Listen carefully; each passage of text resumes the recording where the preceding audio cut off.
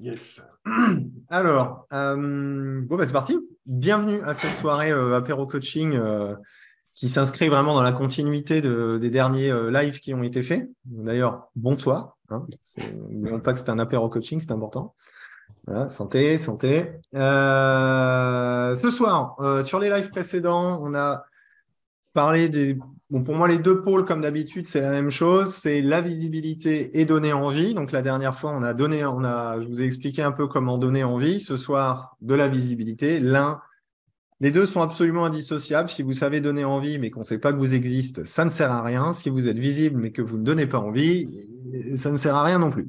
Voilà. Donc, et ce soir, on va vraiment traiter du sujet avec Geoffroy, qui est là ce soir. C'est Salut moi. Geoffroy, Bonjour tout le monde. qui très gentiment a accepté de passer une heure avec nous pour nous expliquer comment être bien référencé sur Internet, comment bien référencer sa fiche Google, Google My Business. Il est là pour nous donner des infos, mais surtout pour être disponible, pour répondre aussi à vos questions. Et ça, c'est quand même plutôt cool. Donc déjà, merci, parce que c'est quand même super. Et je te laisse te présenter tout simplement et nous parler un petit peu de ce que tu vas peut-être nous proposer ce soir. L'idée, comme d'habitude, c'est il y a le chat.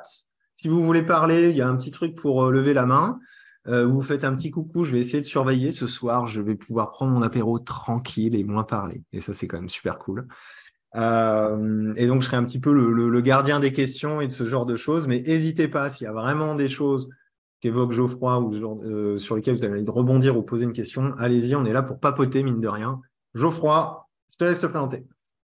Bonsoir tout le monde déjà. Merci Jean-Pierre. Moi, ça me fait toujours plaisir d'arriver, de parler de référencement et de visibilité pendant une heure. Donc moi, c'est Geoffroy. Ça fait maintenant plus de 3 ans que je travaille chez Simplebo en tant que chef de projet et expert sur le référencement, donc sur la visibilité.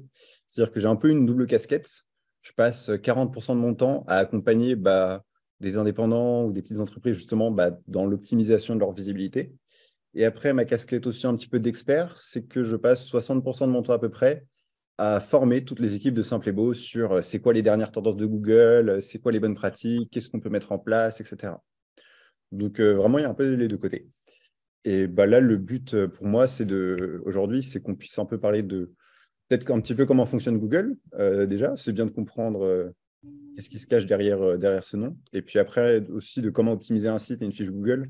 Je pense que le plus pratique, c'est que tout le monde là ressort ce soir avec des petits tips concrets que vous allez pouvoir Ouais. utiliser. Super. Cool. Allez, démarrons tout de suite avec ce que tu as envie déjà de nous partager. Euh, Euh, bah, ce allez. ce que j'ai envie de partager déjà, là, c'est souvent quand on parle de référencement, on a tous entendu plein de choses, on a tous lu plein de choses, etc. Et on s'est tous fait un peu notre propre idée, mais tout ce qu'on lit n'est pas forcément vrai. Et il y a souvent des mythes qu'on entend qui reviennent super souvent. Du coup, si ça te va, Jean-Pierre, j'aimerais bien leur poser deux petites questions, un peu à tout le monde et voir Oui. quelles sont les réponses qui ressortent, hein, Ouais, vas-y. sur des choses qu'on entend plus souvent, souvent ou pas. Donc, j'ai des petites questions. Vous allez me dire si vous pensez si c'est vrai ou si c'est faux. Cool, un Alors, quiz. C'est sympa. On est à deux doigts du blind test. exactement. Est-ce Des que, par cacahuètes exemple, à gagner. Ouais, c'est ça. c'est seulement, est-ce que vous pensez, par exemple, la première question, que si les gens ils passent beaucoup de temps sur votre site Internet, ça va envoyer des signaux positifs un petit peu à Google et du coup, il va mieux le faire remonter. Si, par exemple, ils passent du temps à lire la page d'accueil, etc. Bah oui. Non, je Oui. crois pas. Non, Non, Alors, il y a des pouces en l'air, il y a des oui, il y a des non. je sais pas. Il y a beaucoup de oui dans le chat quand même. Il y a beaucoup de oui. Et du coup, je suis super content d'avoir commencé par cette question parce que c'est un des mythes les plus fréquents qu'on entend sur le référencement. Il faut se dire que tout ce qui touche au comportement des utilisateurs, et ce qui passe 10 minutes à lire toute ma page d'accueil, puis à aller sur ma page de prestation, puis ma page contact, etc. Tout ça, c'est trop facile à manipuler en fait. Donc, est-ce qu'il passe du temps, est-ce qu'il clique souvent sur mon site, etc. Tout ça, ça va vraiment pas venir impacter la visibilité de ce dernier. Donc voilà, c'est déjà un bon petit mythe qu'on peut déconstruire. Oula. Euh, Vas-y. Vas-y, tu peux continuer. Une autre question. J'en ai d'autres, hein. Est-ce que c'est important de mettre les mots de mon activité. Par exemple, si moi, je suis demain hypnothérapeute à Paris, est-ce qu'il faut que je mette les mots de mon activité dans l'adresse de mon site Internet? Donc, ça veut dire, par exemple, www.hypnose-paris-Geoffroy ou Jeff, par exemple, quoi. Non. Non. Ah, il y a un petit peu de oui, pas mal de non quand même, hein. Ah, il y a pas mal de noms, mais quelques oui. C'est plutôt non, en effet. C'est pas ça qui va venir jouer sur la visibilité du site. On va voir que c'est complètement d'autres choses. L'adresse du site Internet aujourd'hui, c'est juste un peu votre carte d'identité. C'est comme ça que Google vous connaît et vous reconnaît. Donc, c'est important que vous gardiez la même à travers le temps. Il ne faut pas en changer tous les mois ou tous les ans, hein, sinon ça va être problématique. Mais l'essentiel, c'est que ce soit simple et facile à retenir. Comme ça, quand vous parlez de votre site aux gens, quand vous le mettez sur des cartes de visite ou autre, il faut qu'ils puissent facilement le retaper. Donc, hypnose-paris.com, je n'ai pas besoin d'avoir une adresse comme ça pour être bien visible en tant qu'hypnothérapeute à Paris. Ça, c'est sûr. Ce que je recommande souvent, c'est mettez votre nom, quoi. C'est ça. C'est le plus simple, hein. Votre nom, prénom et surtout éviter la localisation. D'expérience que je vois souvent, c'est des gens qui potentiellement, quand ils ont pris leur site, ils ont mis l'adresse dedans. Donc, ils ont mis par exemple Paris, Vannes ou Caen. Et puis un jour, ils déménagent. Et là, c'est un peu la catastrophe parce que du coup, un site qui s'appelle Hypnose Caen et quand on n'est plus à Caen, c'est quand même un petit peu problématique. Ouais. Donc, nom, prénom, en effet, ouais, c'est la bonne reco. Et puis peut-être une petite dernière question. Allez, vas-y. Est-ce que si d'autres sites parlent de mon site, moi, ça m'aidera à être mieux positionné sur Google? Est-ce que ça va aider à faire remonter les choses? Ça dépend, ça dépend. Je suis sûr que la réponse, c'est ça dépend. Lesquels? Ah, c'est tout le temps un petit peu, ça dépend en référencement. Bon, oui, quand même, ouais, c'est ça. C'est quand même principalement oui, ça va vous aider. Après, il y a des petites règles à suivre. Évidemment, toujours, si moi je suis hypnothérapeute à Paris, c'est cool. S'il y a une école d'hypnose qui parle de moi, ou un annuaire, ou la ville de Paris, ou même le monde. Par contre, on va dire que s'il y a un site de plombier à Vannes qui parle de moi, bon, il n'y a pas trop de rapport entre les deux, ça ne sert pas à grand-chose. Et ce n'est pas ça qui va m'aider à être plus visible. Ça, Et d'ailleurs, est-ce que les échanges de liens entre thérapeutes, c'est pertinent? c'est pertinent, ça peut se faire. Ce que j'aime bien dire, c'est toujours, envoyez pas quand même vos clients chez les concurrents. Mais ce qui est fréquemment fait, c'est, voilà, moi je suis thérapeute, je suis spécialisé peut-être sur le burn-out et l'arrêt du tabac. Je connais quelqu'un d'autre qui est spécialisé sur des problématiques complètement différentes. Et du coup, je peux peut-être mettre un petit lien, justement, faire un échange de liens.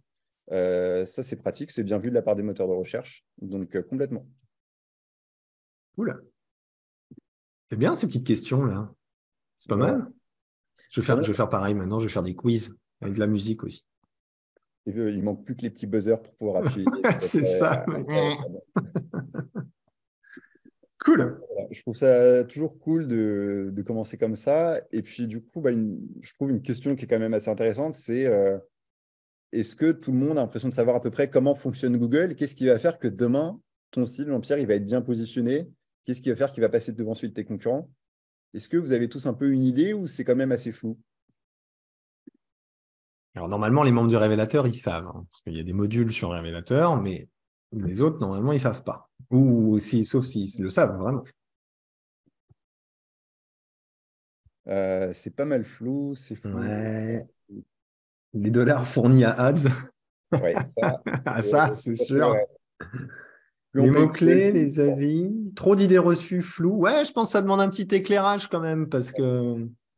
bon, j'espère que je ne vais pas vous donner encore plus de flou. Mon rôle, c'est quand même plutôt d'éclaircir ça. Ouais, mais tu vas faire ça bien. Il y a des choses toutes simples qu'il faut retenir un petit peu, j'ai envie de dire, pour le référencement et bien comprendre un petit peu comment Google fonctionne. Déjà, le premier point, et si vous le comprenez vraiment, franchement, vous avez compris 80% du truc, c'est que Google cherche toujours à apporter la réponse la plus pertinente possible à la question qu'on lui pose. Et du coup, c'est vraiment cette idée de faut apporter des réponses à des questions que les gens peuvent se poser. Et ils peuvent se les poser consciemment ou inconsciemment, mais voilà, c'est vraiment apporter des informations utiles, intéressantes, et pas juste faire du blabla. Et puis après, du coup, quand Google apporte une réponse à la question qu'on lui pose, il faut se dire aussi que selon la question qu'on lui pose, il n'apporte pas toujours le même format de réponse. Parfois, c'est plus utile pour lui de mettre en avant des vidéos, parfois des sites web, parfois la fiche Google My Business, donc la petite fiche qui vous permet d'apparaître sur la carte Google. Ça va dépendre un peu de la question. Et quand on est thérapeute, quand on fait plutôt de l'hypnose, ce genre de choses, du coup, ça va être super important d'avoir un site web et une fiche Google My Business parce que les vidéos, c'est un peu plus pour d'autres types de recherche. Et en fait, pour faire en sorte que le site il ressorte bien dans les moteurs de recherche, il y a vraiment 3 grands pans, on va dire, qui vont avoir leur importance. Il y a déjà l'optimisation technique, ensuite, il y a le contenu, et ensuite, il y a le bouche à oreille numérique. L'optimisation technique, c'est vraiment est-ce que le code de votre site internet, il est propre, est-ce qu'il est bien fait? Et ça, j'ai envie de dire, c'est un peu, vous payez juste votre ticket d'entrée au marathon. C'est-à-dire qu'aujourd'hui, c'est plus suffisant d'avoir un site qui est bien optimisé techniquement parlant. Tout le monde est un petit peu capable de le faire. Ce qui va faire la différence, c'est beaucoup plus sur les contenus qui sont sur le site internet. Donc, les contenus, c'est les textes, hein, c'est les images, c'est les pages que vous avez faites, les articles de blog, un petit peu tout ça. Et là, l'idée, c'est toujours d'avoir des pages, des contenus qui sont intéressants, des pages qui sont bien complètes et qui apportent des réponses aux questions que les gens peuvent se poser. Et après, du coup, le troisième point qui va vraiment venir jouer sur la visibilité, c'est ce que j'aime bien appeler le bouche à oreille numérique. C'est, on en parlait tout à l'heure un petit peu Jean-Pierre, c'est est-ce qu'il y a d'autres sites qui parlent de mon site, est-ce qu'il y a des liens qui ont été placés, etc. On entend parfois des mots un peu, des backlinks, ce genre de choses. Mais je trouve que le bouche à oreille numérique, c'est plutôt pas mal parce qu'en fait, en tant qu'indépendant, quand on se lance, c'est pas juste les liens, le bouche à oreille numérique, c'est aussi les avis qu'on reçoit sur la fiche, c'est aussi les témoignages qui sont déposés un petit peu partout. Et ça, ça a une importance tellement monstre quand on cherche un thérapeute, quelqu'un, un hypnothérapeute ou autre, de pouvoir en avoir. Tu connais pas mon petit slogan sur les avis? Alors, je ne le connais pas encore, mais vas-y. Parce que je les martèle depuis 3 ans bientôt à leur dire que les Je vois avis, des, c'est la vie. voilà, je vois des petits sourires quand tu as parlé du slogan, donc je pense qu'en effet, ils ont dû l'entendre quand même pas mal de fois. Et ouais, c'est tellement important, on le voit, ça fait énormément la différence. Mais vraiment, du coup, pour un site, en tout cas, il y a 3 côtés, technique, contenu et bouche à oreille. Et il faut se dire que tout ce qu'on entend un peu parfois de temps en temps, le comportement des utilisateurs, est-ce qu'ils cliquent souvent sur mon site, est-ce qu'ils restent bien 10 minutes, est-ce qu'ils vont explorer toutes les pages, tout ça, Ça n'a pas ça d'influence. joue pas, ça n'a pas son rôle, ça n'a Ça pas joue son pas, rôle. ouais. Voilà, c'est ça. Donc, ce qui est intéressant, c'est de penser à optimiser toutes les pages de son site web en réponse à une question. C'est ça. Alors, on peut c'est une question, mais aussi un besoin. Quelqu'un qui cherche juste un hypnothérapeute, il ne va pas forcément taper comment trouver un hypnothérapeute sur Caen. Il va juste, justement taper hypnothérapeute à Caen. Je prends l'exemple parce que je travaille avec un hypnothérapeute à Caen en ce moment. Et il faut se dire que quand il va taper ça, il se pose plein de questions, consciemment, inconsciemment. Déjà, il cherche à savoir où est-ce qu'est basée la personne, qu'est-ce qu'elle fait, quelles sont ses spécialités sur l'hypnose, euh, quels sont les tarifs. Il a plein de préoccupations, il faut vraiment se projeter à sa place et répondre un petit peu à toutes ces préoccupations. Et Sur si, les, sur les différentes pages. sur les différentes pages, complètement. Donc, par exemple, si moi, je suis hypnothérapeute et que je fais de l'arrêt du tabac, je peux faire une page qui est dédiée à l'hypnose et après, je peux faire des pages qui vont détailler mon accompagnement par spécialité.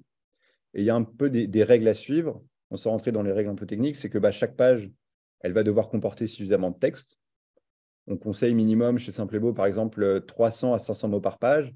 Et surtout, il faut que ces textes ils soient bien structurés en différentes parties avec des titres et des sous-titres, parce que ça, ça facilite la lecture des moteurs de recherche, mais aussi des visiteurs. Les gens, on sait très bien qu'ils ne lisent pas tout. Ils se repèrent un peu par rapport aux gros titres qui sont positionnés, ils vont juste à la partie qui les intéresse.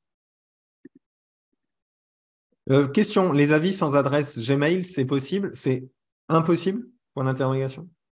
Alors, c'est impossible de déposer un avis sur une fiche Google My Business si on n'a pas d'adresse Gmail.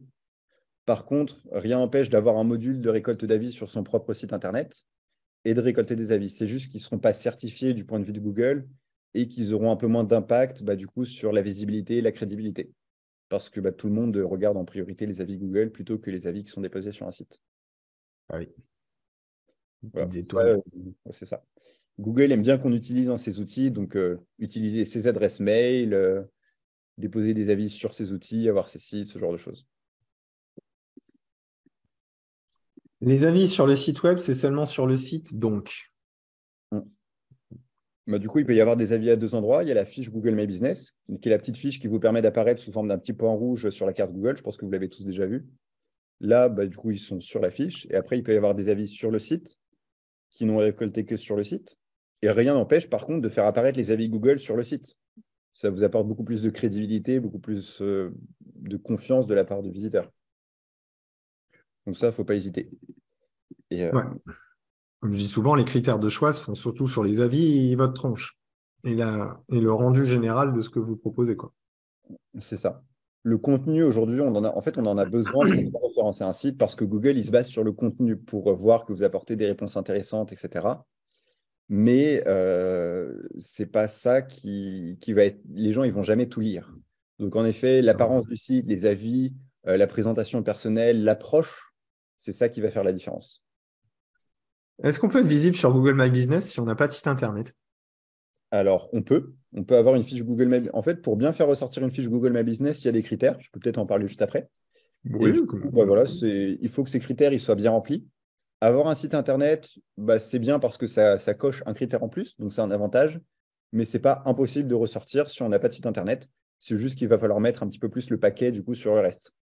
Beaucoup plus d'avis, bien répondre aux avis, ce genre de choses. Après, à titre personnel, je pense que ne pas avoir de site web aujourd'hui, je pense que c'est une base quand même assez importante. Moi, d'avoir une carte de visite en ligne, même si on n'est pas dans les préoccupations de référencement, si on n'a pas forcément envie de s'y atteler. Mais je ne sais pas vous, mais moi, je trouvais une fiche Google My Business avec des avis, puis un site web, quand on arrive, ça a de la gueule, on voit un petit peu la structuration de tout ça, ça vous apportera forcément plus de crédibilité que si vous n'en avez pas. Ça me semble plutôt évident, surtout dans les pratiques, dans les métiers de l'accompagnement et ce genre de choses, où on a besoin de générer de la confiance et de voir que la personne en face de nous, bah, ce n'est pas un charlatan ou un touriste ou quelqu'un qui fait ça juste le week-end, quoi. Et un site internet bien construit et professionnel apportera forcément. L'habit fait le moine, hein. Donc, à partir du moment où l'habit fait le moine, vous comprenez bien qu'un site web et une carte de visite en ligne, ça me semble plutôt indispensable. C'est pour ça qu'il existe aujourd'hui plein de moyens intéressants pour avoir un site internet rapidement, que ça soit Wix, faire appel à un graphiste si vous avez du budget, c'est surtout ça le critère, ou Simplébo, ce que propose la boîte de Geoffroy, qui permet d'avoir un site rapidement, certes en location, mais qui vous évite de débourser une grosse somme et d'avoir quelque chose de très pro et de très structuré très rapidement, quoi. Donc, ne pas avoir de site aujourd'hui, Un site, pour moi, ça va peut-être surprendre, mais j'ai quand même, ça fait plus de 3 ans que je suis Simplébo. J'ai travaillé avec beaucoup d'indépendants là-dessus. Et en fait, quand on voit ce qui marche, quand on voit les indépendants qui marchent bien, etc., c'est qu'un site, c'est principalement un accélérateur de bouche à oreille. ouais, C'est le voilà. premier réflexe des gens quand on cherche quelqu'un, quand on cherche. Ouais, tu tapes le nom. On demande les recos autour de nous, on tape le nom, prénom, et si un C'est site ça. est tellement plus crédible, en fait, que. C'est le minimum syndical, hein. Quand bien même, j'entends ce que tu dis, Paola. En Sofro, on nous a souvent dit le contraire sur le site, que le site n'est pas indispensable. J'ai envie de te dire, peut-être qu'en Sofro, ils le disent. Enfin, moi, c'est un peu mon métier quand même, la visibilité et la communication chez les thérapeutes. Là, en plus, on a Geoffroy qui est là. Je pense que oui, il faut avoir un site, Paola, ça me semble indispensable. Et même double effet qui se coule, je pense que le site, la création en elle-même du site est un très bon moyen pour vous. C'est une excellente thérapie, hein. Vous n'avez pas besoin d'aller voir un thérapeute, hein. Vous faites un site, ça sera déjà votre thérapie, il n'y a pas de souci, parce qu'il va falloir vous exprimer, apprendre à présenter ce que vous faites, à structurer votre offre. Et ça, dans la création d'une activité, ça me semble plutôt indispensable, tout simplement. C'est à la fois un exercice de visibilité et aussi à la fois un exercice de structuration de votre propre activité. Et ça me semble plutôt indispensable. Comme je vous ai rabâché la semaine dernière l'importance de donner envie, de savoir présenter ce que vous faites, pareil, pour moi, c'est un indispensable pour développer une activité. Et un site est un excellent support pour pouvoir exprimer ça, quand bien même il va peut-être bouger dans le temps, et ce que vous écrivez aujourd'hui, ça sera peut-être différent dans 1 an ou 2, peu importe. Mais ne pas avoir de site aujourd'hui, c'est se tirer une mini-balle dans le pied, quoi. Mais c'est même super important d'ailleurs qu'il évolue dans le temps. Et puis, moi, c'est quand même comment on peut présenter son expertise et sa différence par rapport à d'autres personnes et ce qu'on fait de différent. Ah ouais. Si on n'a pas Google My Business, c'est très bien, mais on est quand même limité en termes de choses qu'on peut présenter dessus. C'est un template, c'est des carcans. Et question sur, tu connais les sites made in Google, tu sais, les sites Google? Alors, les sites Made in Google, oui, je connais. Ce sont des sites qui, du coup, normalement, ils font une page. Il y a Ouais, des c'est ça. templates générés. Euh, c'est déjà, ça fait un minimum. Par contre, en termes de référencement, c'est des sites d'une page. Et un site d'une page, aujourd'hui, selon Google, ça ne permet pas vraiment d'apporter une réponse pertinente. Souvent, quand on les voit, ces sites, il y a quelques images, un nom, prénom, peut-être un paragraphe de présentation et des Ça fait tarifs. cheap, je trouve, en plus. Ouais. faut aller un petit peu plus loin si on veut un vrai site web. Ouais, je pense. Donc, c'est ça. Mais c'est mieux que rien. C'est mieux que rien, mais je trouve ça fait un peu cheap. Et effectivement, en termes de référencement, les one page, donc one page, ça veut dire que tout est sur la même page. Le référencement est très difficile sur ce type de site, mais ça permet d'avoir une carte de visite au moins en ligne si on tape votre nom, par exemple, ou si on tombe sur votre fiche Google My Business avec le petit bouton site web. C'est ça.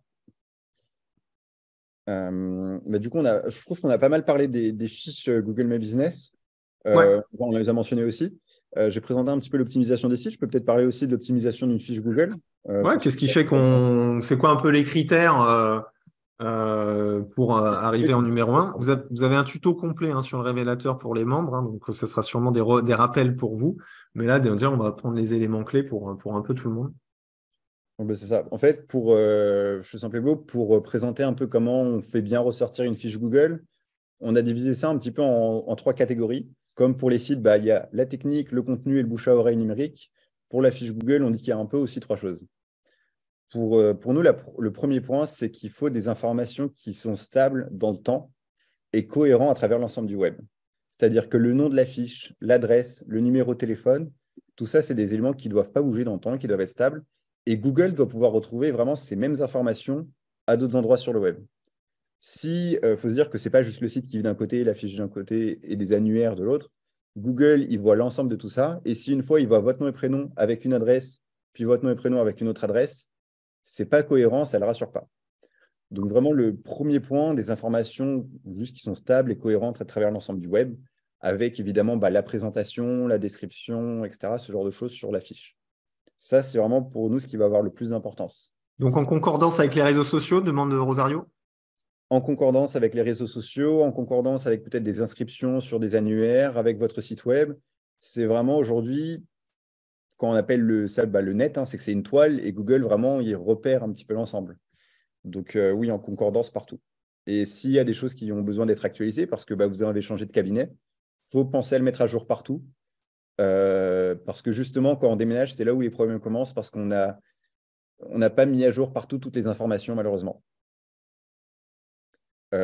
Et quel est le risque? Tout simplement, le risque, c'est que ça vous accorde un peu moins de crédibilité progressivement auprès de Google. Ça le rassure moins, donc peut-être qu'il y a quelqu'un d'autre qui va vous passer devant dans le classement des fiches Google. C'est ça. Ce qui fait que le classement peut dégringoler en cas de déménagement si on ne fait pas le travail de mise à jour un petit peu partout. Question aussi par rapport si on a deux adresses, donc deux cabinets, donc deux fiches Google, est-ce que c'est OK ou est-ce que là, pour le coup, peut y avoir par exemple un conflit au niveau des numéros de téléphone et des sites web, par exemple? Alors, c'est OK d'avoir deux adresses. Ça peut être normal. Si vous avez deux lieux de consultation, ça peut même être un avantage parce que du coup, les gens, quand ils vont taper hypnothérapeute à un endroit, ils vont tomber sur une fiche et s'ils sont très loin, ils vont plutôt tomber sur l'autre fiche. Donc, ça peut être un avantage. Le seul point, c'est que ça complique aussi parfois certaines choses. Ça fait deux fois plus de choses à mettre à jour. Ça fait une récolte d'avis qui est un peu divisée entre les deux fiches. C'est-à-dire que faut un peu arbitrer sur quelle fiche je veux renvoyer les gens pour qu'ils déposent un avis, un témoignage, ce genre de choses. Mais dans l'idée, ce n'est pas du tout impossible d'avoir deux adresses ou deux fiches si vous consultez vraiment à deux cabinets différents selon les semaines, les jours de la semaine, etc. Ce qui veut dire qu'on ne peut pas avoir, je pose la question pour tout le monde, parce que je pense qu'elle peut tout le monde, on ne peut pas avoir deux adresses sur une seule et même fiche Google, on est d'accord. On ne peut pas avoir deux adresses sur une seule et même fiche Deux Google. adresses, oui. On peut avoir des zones desservies, mais on ne peut en avoir qu'une seule adresse. C'est ça, exactement. Par contre, on ne peut pas avoir deux fiches pour deux activités à la même adresse. Alors non. Par contre, si du coup il y a deux activités, dans ce cas-là, dans une fiche Google, il y a ce qu'on appelle la catégorie principale et les catégories secondaires. Donc, il faut juste bien remplir, quel est mon métier principal, il faut arbitrer, et quels sont tous les métiers secondaires. Et Google le lit très bien et il comprend ça. Même avec les mises à jour Internet, garde les diverses adresses. C'est aussi mon cas, je pratique à domicile. Internet garde les diverses adresses, même s'il y a eu des changements. Alors, c'est vrai que parfois, quand on n'a pas la main sur, par exemple, notre adresse apparaît sur des sites qui ne sont pas les nôtres. Et du coup, c'est compliqué de les mettre à jour, de mettre à jour l'adresse en cas de déménagement parce que on n'a pas la main dessus. Dans ce cas-là, il faut peut-être parfois contacter les sites ou autres. Si c'est bien ça, votre problématique, voilà. Ouais, en fait, il faut taper ton nom, tu repères où est-ce que tes adresses s'affichent et contacter les sites un par un où l'adresse n'est pas la bonne, si je comprends bien. C'est ça. Et il faut demander parfois aux gens d'actualiser un petit peu tout ça. Parfois, on ne peut pas. tant pis, mais il faut le faire autant que possible, c'est vrai. Au moins sur vous, les éléments sur lesquels vous avez la main, réseaux sociaux, site web, peut-être que vous êtes inscrit sur des annuaires, votre fiche Google My Business. Déjà, essayez d'être cohérent sur tout ça et ce sera plutôt bien.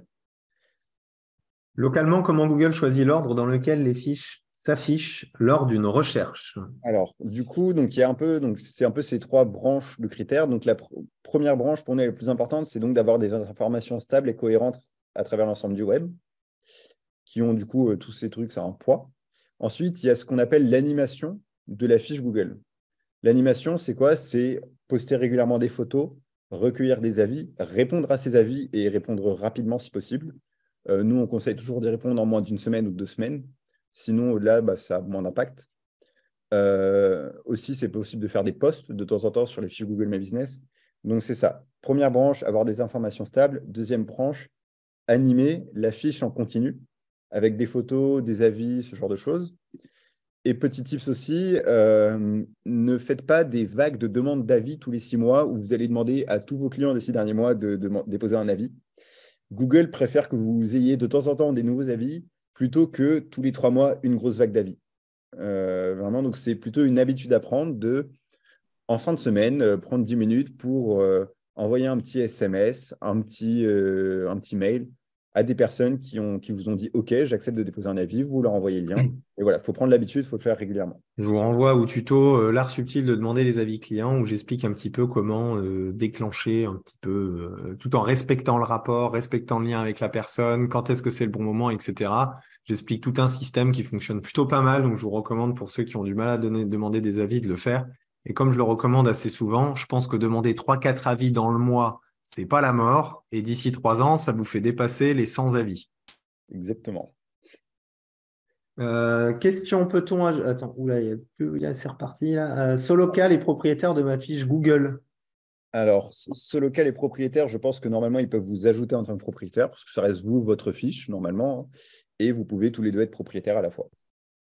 Et peut-on ajouter des articles de blog ou autres sur Google My Business? Non, il y a un nombre de caractères, je crois, sur les posts. Alors, la bonne pratique, ce sera plutôt de faire une petite accroche et de mettre un lien vers l'article de blog sur Ouais, votre site. voilà. On ne va pas commencer à publier le contenu rédigé à chaque fois partout sur les réseaux sociaux, sur Google et tout. L'utilité de Google, c'est vraiment juste de concentrer un peu les informations de base sur votre activité, enfin de la fiche Ouais. Google en tout cas. Faut-il un mouvement sur la fiche au moins une fois par semaine? Je pense que Clotilde se pose la question un peu de la fréquence des mises à jour. Est-ce qu'il y a des Alors, bonnes pratiques par rapport à ça? ça dépend un petit peu de votre activité, etc. Mais déjà, si toutes les semaines, toutes les 2 semaines, vous arrivez à demander des avis et répondre à ces avis, pour le coup, c'est une très bonne chose. Ah oui. Après, ça dépend un peu des moyens de chacun. Si vous publiez un article de blog par mois, pensez bien à relayer l'article de blog dessus. Toutes les 2 semaines, c'est encore mieux. Ce n'est pas obligatoire d'avoir une fiche ou d'avoir un mouvement chaque semaine. Vous pouvez partir en vacances pendant 2 semaines. Ce n'est pas pour autant que votre fiche elle va passer en dernière position. Mais voilà, c'est plutôt vraiment la régularité sur le long terme. Super. Je ne sais pas à quel endroit tu demandes quoi, Sophie. Ah oui, ça c'est vrai, Ségolène. D'accord, les photos de Google Maps déconnent. Alors là, c'est la croix et la bannière hein, pour qu'ils changent ce truc-là. Hein. Alors ça, oui, je le vois tout le temps avec, Ah, avec c'est des ouf, clients. hein. C'est les petites photos de Google Maps, donc de Street View, Ouais, c'est-à-dire ouais, c'est ça. l'affichage. Alors ça, on peut rien faire dessus, malheureusement. C'est Google qui passe dans toutes les rues de France avec ses petites voitures, les petites caméras partout qui filment tout. Et parfois, la photo n'est pas au bon endroit. Donc là, il y a deux possibilités. Soit c'est juste que la maison ou le cabinet a changé depuis et il faut le temps que Google repasse. Soit Google vous a localisé au mauvais endroit. Donc dans ce cas-là, c'est possible de demander de modifier la localisation précise de la fiche. Mais si c'est juste qu'il est passé il y a 3 ans devant votre cabinet et qu'il y a 3 ans, il y avait un camion floqué tout moche qui était devant votre cabinet et que du coup, on voit que ça sur la photo Street View, là, malheureusement, vous n'avez pas le choix, il faudra attendre que Google repasse. Donc c'est la vie, quoi. C'est ça. Tu viens de parler d'accroche avec un lien Google. Est-il OK si on poste un lien vers LinkedIn ou un article de blog? Je croyais que ça faisait perdre de la visibilité. Est-ce un mythe? Je rajouterais même de plus. C'est un mythe de plus. C'est pas parce que vous relayez vos articles de blog à des endroits que ça va vous faire perdre de la visibilité. Au contraire, ça crée un peu tout un écosystème avec des échanges entre votre LinkedIn, Google, le site. Encore une fois, Google, il explore un peu tout. Du coup, ça lui plaira de voir que vous êtes active. Ça, il n'y a pas de souci là-dessus. Mais pas de perte de visibilité là-dessus, ça c'est sûr. Cool. Tu avais encore deux, trois petites choses à rajouter sur Google My Business. En même temps, avec les questions, on a répondu à pas mal d'éléments quand même, hein, je trouve, hein, déjà. Alors, peut-être un ou deux tips complémentaires. Alors, Euh, attendez, une question de Nathalie Obi-Wan, d'ailleurs. Est-ce qu'il est important de donner le nom ou prénom dans un ordre particulier sur la fiche Google, je pense? Je ne connais alors, pas. non, il n'y a pas d'ordre particulier. Ça dépend peut-être de vous, votre approche, etc. Mais nom, prénom, c'est très bien. Les choses à ne pas faire, par contre, ça va être de mettre le métier dans le nom de la fiche si le métier existe déjà dans les catégories proposées par Google. Je prends un exemple un peu différent. Si moi, il y a le métier plombier qui existe dans les catégories sur Google. Si je mets Geoffroy Guy plombier, Google, il ne va pas aimer parce qu'il veut qu'on utilise vraiment le nom de la fiche que pour des choses de base. Donc, si ça se trouve, il va me supprimer ma fiche, il va l'éditer lui-même. Voilà. Donc, le nom de la fiche, il faut que ce soit la base, nom, prénom, et c'est tout. Et c'est tout, même pas le lieu, vu que le lieu est dans l'adresse, dans l'idée. Voilà. Pas lieu. Il y a une petite tolérance parfois quand le métier que vous faites n'existe pas. Par exemple, naturopathe, ça ne fait pas partie des catégories qui existent sur Google. Donc là, il peut accepter, par exemple, de mettre Geoffroy Guy-naturopathe. Mais si le métier existe, donc par exemple plombier, il n'accepte pas hypnose. Donc pas nom, prénom hypnothérapeute, par exemple, parce que dans les catégories Google, il y a la catégorie qui s'appelle service d'hypnothérapie. Donc voilà, en fait, si vous faites ça, c'est possible qu'il accepte et qu'il laisse hypnose, mais vous avez un risque qu'à un moment, Google passe sur votre fiche, qu'il voit que vous avez rajouté hypnose, et dans ce cas-là, il vous demande il vous supprime le mot hypnose, il vous suspend temporairement votre fiche, ça cause plein de problèmes. Moi, mon conseil, c'est prenez pas le risque, restez dans les carcans, restez dans les recommandations de Google, parce que si du jour au lendemain, votre fiche est suspendue pendant 2 semaines, c'est très compliqué après en termes d'activité quand même. Oui, après, c'est ton nom commercial, Fabienne, hein, que tu peux mettre, hein, si tu veux, hein, c'est pas trop un problème. Oui, le nom d'entreprise aussi, évidemment, ça marche pas. Ok. Ah zut, j'ai tout faux, mais elle est comme ça. Alors, si vous l'avez déjà mis en place depuis longtemps, vaut mieux laisser ça. Si, par exemple, Magali qui dit ça fait 5 ans que ma fiche est comme ça, vaut mieux laisser ça comme ça. Vaut mieux pas rebouger le nom de la fiche.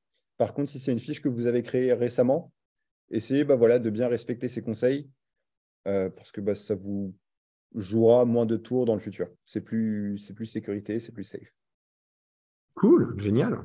Ça vous donne déjà des sacrés tips, là. Si on a déjà sa fiche et que mon nom d'entreprise, c'est nom, prénom, hypnopraticienne, ma fiche a 1 an. Bah, là, c'est un peu le même cas de figure. Ça fait un an, on peut Ça considérer que fait ça un fait an, longtemps. voilà. Peut-être que Google passera dessus un moment et supprimera tout seul le mot. Au bout d'un an, il y a peu de risques qu'ils suspendent la fiche, en tout cas. Nathalie, tu voulais parler? Oui, j'avais une question. Moi, donc, j'avais mis hypnothérapeute. Je vais l'enlever. Elle a 3 mois, ma fiche, c'est pas très grave. Par contre, bon, moi, je suis dans une petite village, hein, donc on est 3 Mhm. à faire l'hypnose. En fait, quand je tape hypnose, il n'y en a qu'une qui sort sur nos 3. Donc, D'accord. elle sort parce qu'elle, elle a marqué cabinet d'hypnose. Ok. Donc, il n'y a que elle qui sort. Par contre, quand on met hypnothérapeute, on sort tous les 3. Alors, normalement, le titre de la fiche n'a pas d'impact sur la visibilité de la fiche. Donc, par exemple, nom, prénom, hypnothérapeute ou autre. C'est vraiment plutôt la description de la fiche, la catégorie principale renseignée, les catégories secondaires aussi, et aussi ce que Google a retrouvé sur vous à travers l'ensemble du web. S'il a exploré votre site et qu'il a bien compris que vous proposiez un service d'hypnothérapie, ce genre de choses, et qu'il a bien compris que ce site et cette fiche étaient bien reliés, dans ce cas-là, il devrait bien faire ressortir les différentes choses, enfin la fiche, etc. Si aujourd'hui, il y a 2 fiches qui ne ressortent pas sur 3, ça peut dépendre un peu de plusieurs critères. Ça peut dépendre de est-ce que toutes les fiches sont bien renseignées déjà? Est-ce qu'elles ont bien la bonne catégorie, une bonne description, les bons services? Est-ce qu'elles existent depuis longtemps? Est-ce qu'elles ont un site? Est-ce que Google a retrouvé toujours les mêmes informations sur ces praticiens à travers l'ensemble du web? C'est un peu toujours voilà, la combinaison de ces 3 points. Donc, les informations stables, donc nom, adresse, numéro de téléphone, la catégorie principale, secondaire, l'animation avec les photos, les avis, etc. Et puis après, il y a ce que j'appelle les petits plus, c'est-à-dire sur le long terme, quelle est la note moyenne sur les avis, quel est le nombre d'avis total, et ça va jouer aussi sur est-ce que la fiche passe en première, deuxième, troisième position. Ça, c'est plus sur du long terme, hein, les C'est avis. ça. C'est Ouais, pour ça c'est ça que alors, parce que Ouais, parce qu'en fait, enfin moi, j'ai pas encore le site. Je suis en train de m'en occuper. Je viens à peine d'ouvrir. Ça fait 3 mois. J'ai quelques avis. Mais Mhm. elle coche toutes les cases, en fait. Elle a site, avis, elle a tout. Mais ce que je trouve étrange, c'est que vraiment, quand on fait hypnose et le nom de ma ville, bon, c'est une petite ville, hein, on est 4000 habitants, il y a vraiment que elle qui sort dans ces cas-là. Je sors même pas. Bah, ce qui serait intéressant, du coup, ce serait peut-être de voir un petit peu la fiche. Je ne sais pas, Jean-Pierre, si à un moment on D'accord. pourra prendre le temps, peut-être répondre à d'autres questions avant. Ouais, ok. Mais voilà, ça pourrait faire un petit cas pratique aussi de regarder un petit peu tout ça. Ouais, comment augmenter notre zone de chalandise avec le... Bah, tu sais quoi, Nathalie, tu nous partages, tu fais ta recherche et tu nous partages le lien dans le chat. Comment augmenter notre zone de chalandise avec le terme mot francophonie? Je n'ai pas Alors, compris, du coup, Rosario.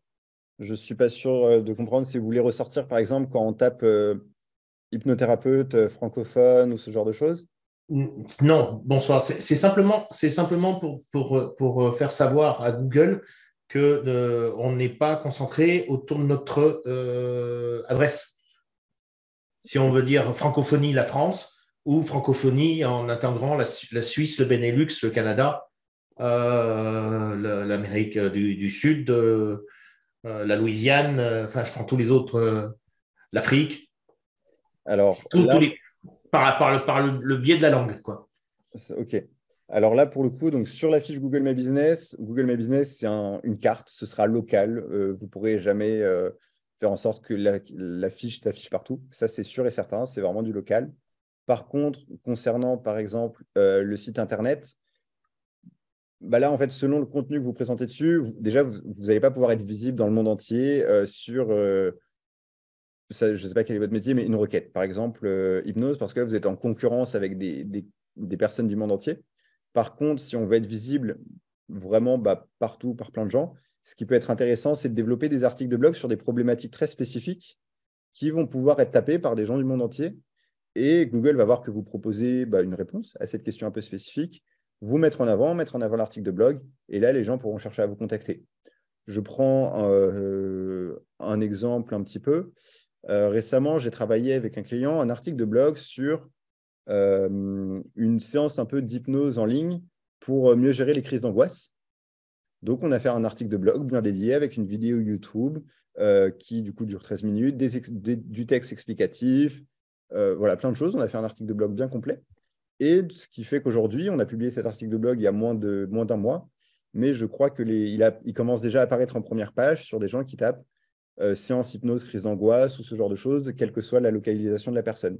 Parce que là, en effet, on est sur du en ligne, on n'est pas sur une consultation locale, comme ça peut être le cas avec la fiche Google.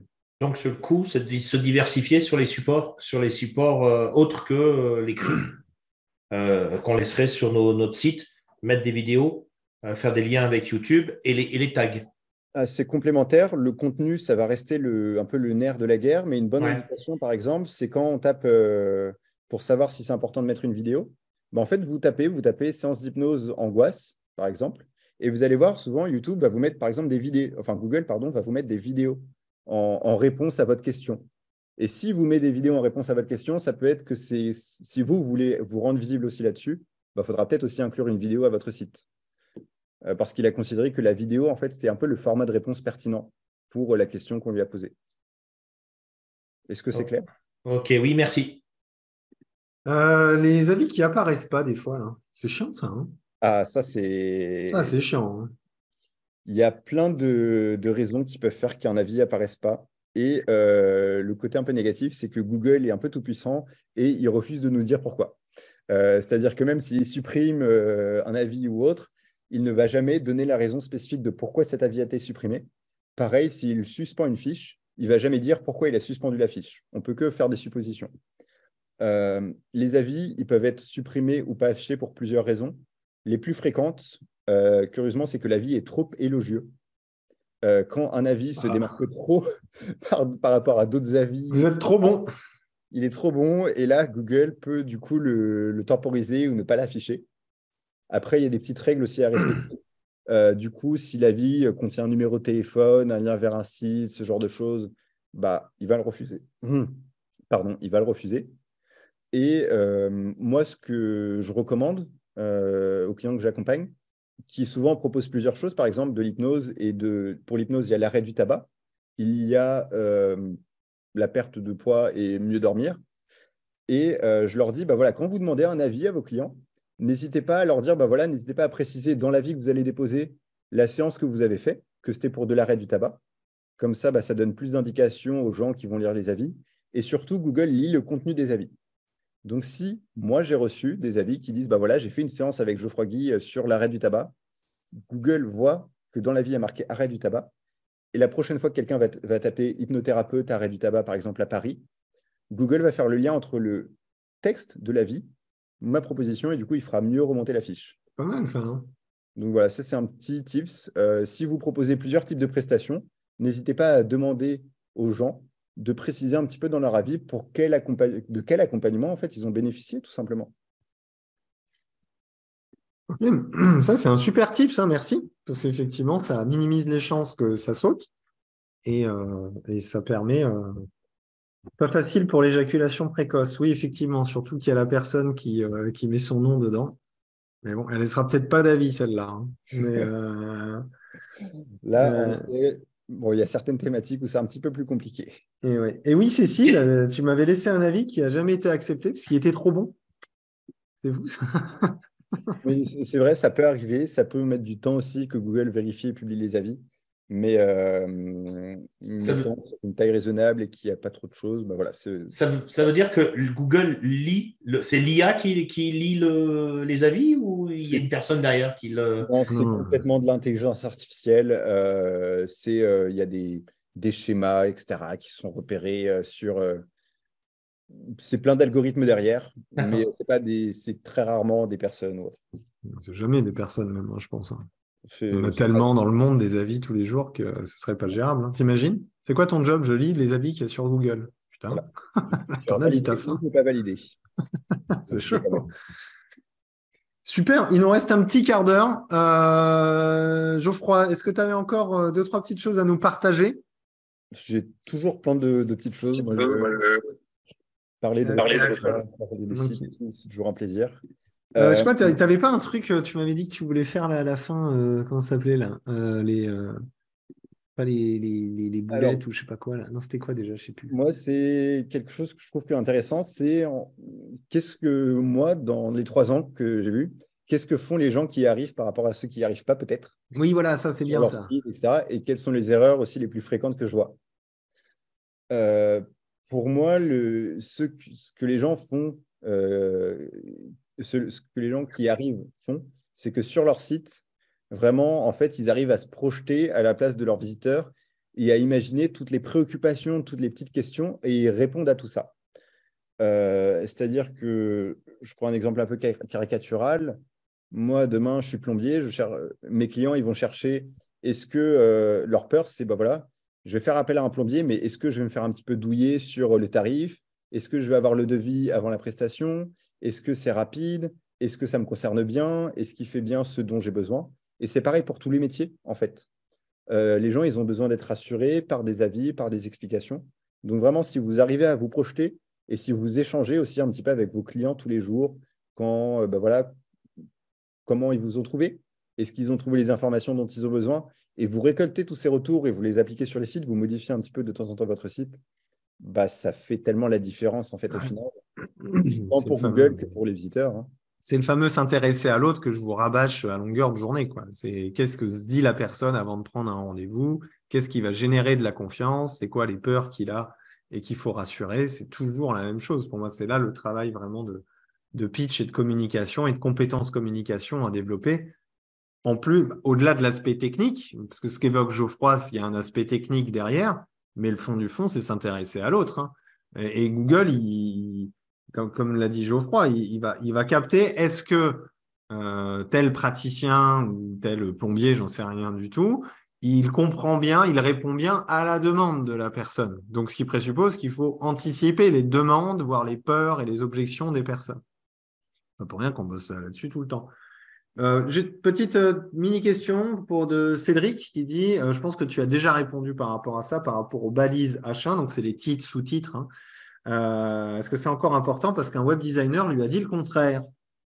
Alors, j'aime beaucoup cette question parce que j'entends tellement de choses sur le référencement.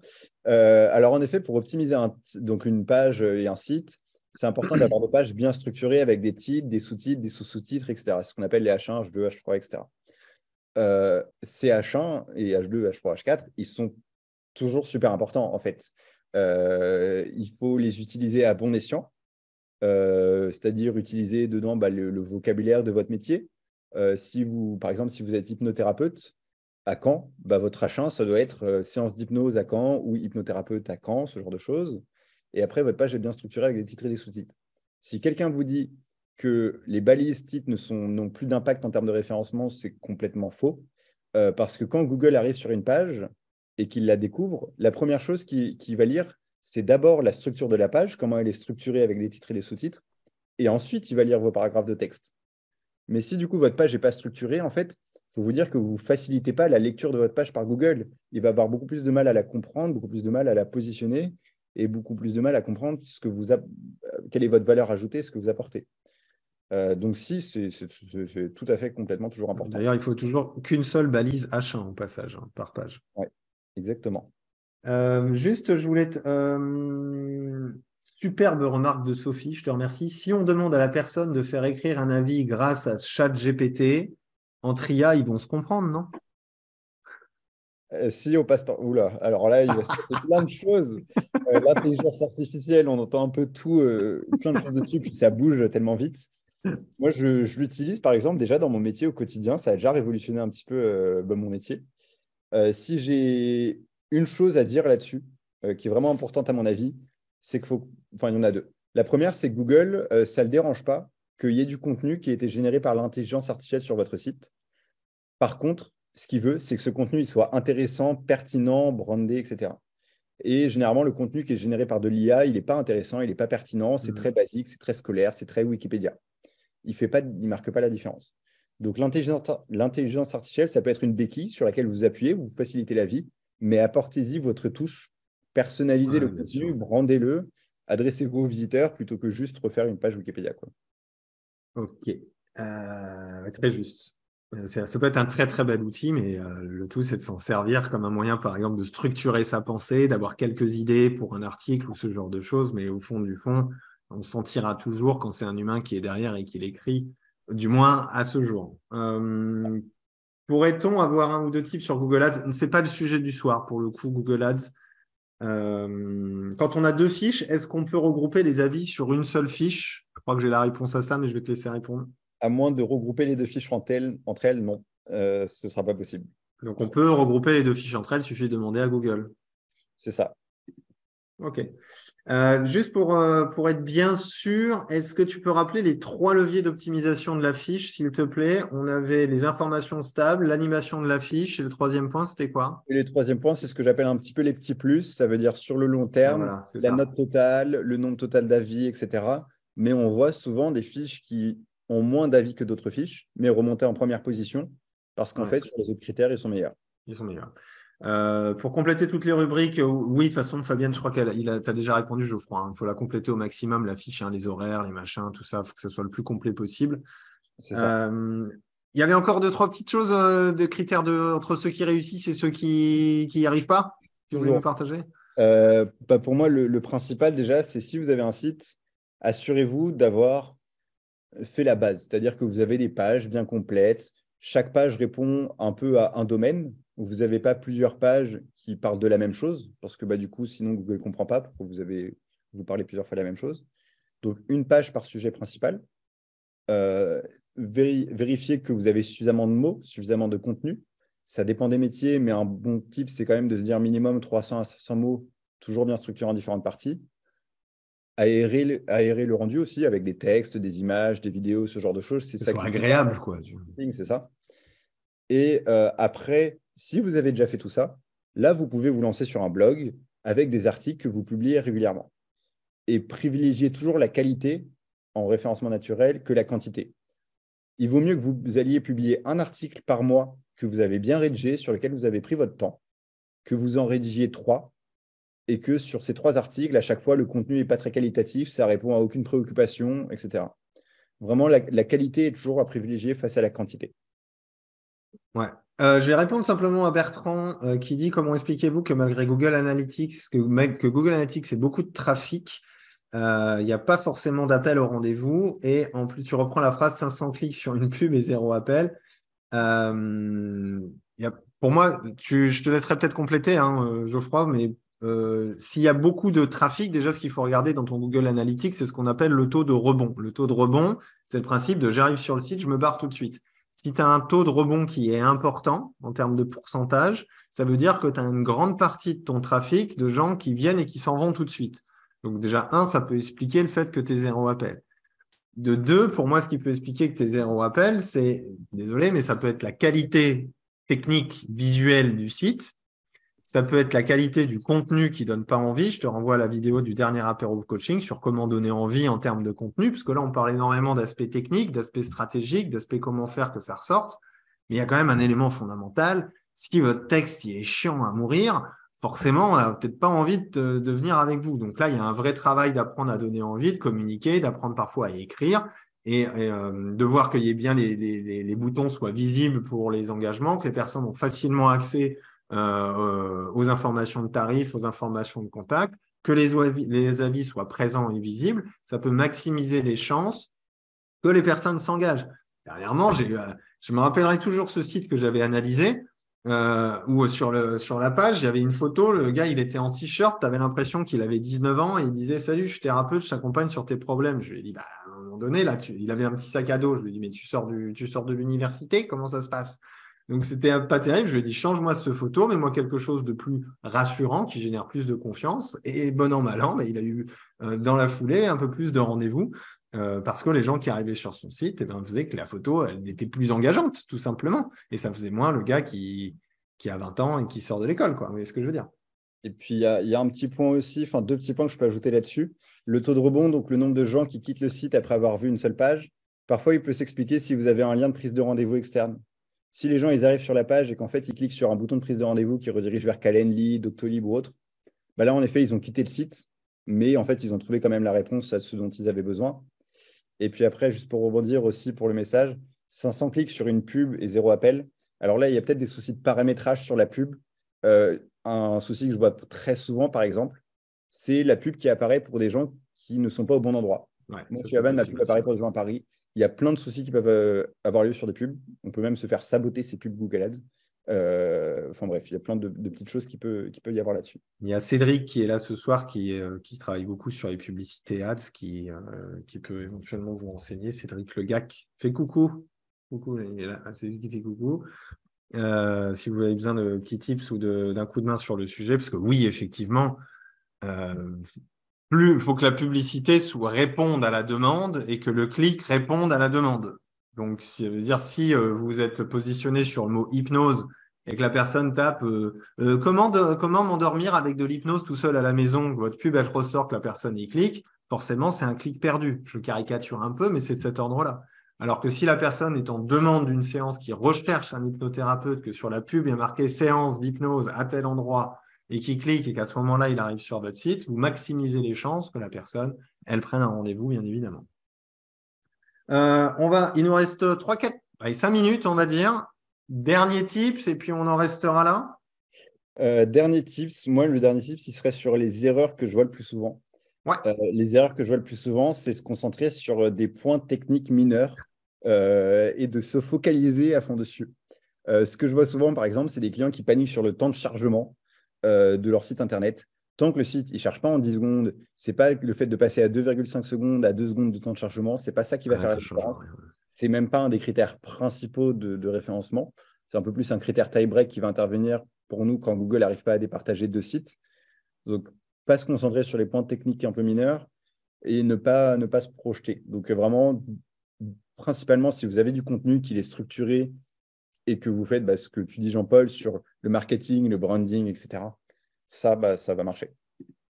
Alors, remarque très, très intéressante quand même de Sophie par rapport à Bertrand. Donc, si la photo est trop beau gosse, il faut être très, très vigilant parce que sinon, peut-être que le mari interdit à sa femme de venir.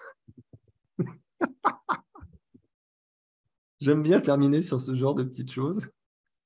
Cool, merci beaucoup. Franchement, Geoffroy, tu nous as donné un cadeau très précieux. Et je tenais vraiment à te remercier, toi et toute l'équipe de Simple et Beau, pour avoir été d'accord pour ça. Bah, je t'en prie, moi, Et ça, c'est vraiment cool. mon kiff de venir parler un petit peu de référencement. Non, mais ça file des sacrés coups de main, hein, je pense, hein, pour ceux qui connaissaient pas trop ou quoi. Donc, c'est vraiment chouette. Pour rappel, quand même, Simple et Beau, pour moi, c'est une solution assez idéale. Si vous n'avez peut-être pas forcément le budget pour faire appel à un graphiste, que vous voulez peut-être pas dépenser tout de suite, d'avoir un site rapide, technique, bien optimisé, avec moi, dans tout cas, les retours que j'ai, hein, je n'ai pas d'action chez eux, hein, mais je trouve vraiment le service intéressant, qui permet d'avoir rapidement un site bien optimisé, un bon suivi, quelque chose de qualitatif sur le plan du référencement. Et en plus, je crois que maintenant, vous avez rajouté l'optimisation de la fiche Google dans votre offre, d'ailleurs, au passage. C'est ça, on peut accompagner dessus Et ça, maintenant. je trouve le package, pour le coup, super intéressant de travailler sur les deux plans. Je trouve ça super malin parce qu'il y a très, très souvent besoin des deux. Et ça c'est vraiment super cool, quoi.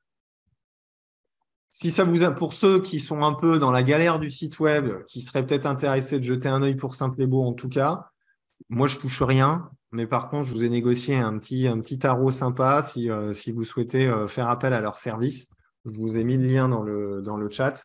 En plus, il y a une promo en plus en ce moment ou ce genre de choses qui pourraient être vachement intéressantes pour ceux qui sont vraiment dans cette situation-là. Moi, je distingue vraiment les situations, hein. Pour certaines personnes, Wix sera très pertinent. Pour certaines personnes, faire appel à un web designer sera très pertinent. Et pour d'autres, une offre comme Simple et Beau sera très pertinente aussi. Donc, ça dépend toujours des situations, hein. Donc, il n'y a pas une solution unique ou la meilleure ou ce genre de choses.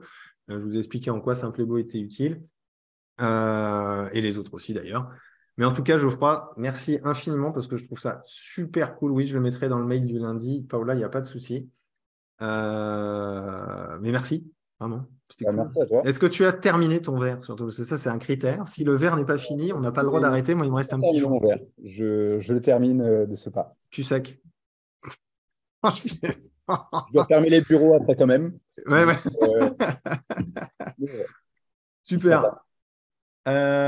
Merci à tous. Rendez-vous toujours avec modération. Et qui vous dit qu'il y a de l'alcool là-dedans, hein? Parce qu'on va quand même pas faire l'apologie de la picole sur un chat public quand même. Toujours à consommer avec modération, hein. C'est très très important. C'est peut-être du Canada Dry. Et ouais, qui sait, vous ne le saurez pas. Voilà. Ouais, t'es druide en ce moment, c'est pour ça, t'es druide.